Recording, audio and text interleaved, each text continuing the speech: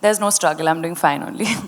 I would say don't judge a book by a cover in the show as well as in real life. And I think that's a lesson we can all take from Bay. 5 years ago, I really struggled with answering this question. Now, honestly, I'm done with that. Hi, how are you doing? Good. So I have to ask you this, that, there was a point in life where you said, like, there is struggle and it became a meme material completely. But still, like you said, that you have your own struggles, whenever it comes to the industry, being a part of the, industry world. What is that one thing which you struggle the most while trying to make a mark for yourself in the world of glamour? Honestly, firstly, we've made fun of that line, honestly, ourselves. We've kind of owned up to it. And I said it so long back. I said it 5 years ago. I really struggle with answering this question. Now, honestly, I'm done with that. But I think I'm just trying to keep my head down, work, and I hope people like my work. And there's no struggle. I'm doing fine only.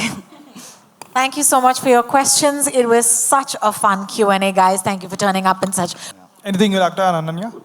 Yeah, I think Colin answered that question about our take on privilege really well. But also, I think as a character, I never made fun of Bay. Even though she was saying really silly things, like there's one scene where she's talking to a fridge and she's trying to get the fridge to answer back to her. And I remember everyone in the table read was like, what is she doing? But I went with it. I completely, believed what she was doing. And I think that's the most important, not to judge her as a character and do everything with honesty.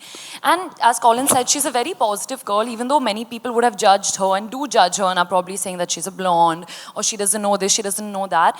I think the best quality of hers is that she doesn't judge people back, and she keeps saying that kindness is cool, and she never changes as a person. Even once she transforms and all these things happen to her in life, she stays that good-hearted, nice person. So I would say don't judge a book by a cover in the show as well as in real life, and I think that's a lesson we can all take from Bay.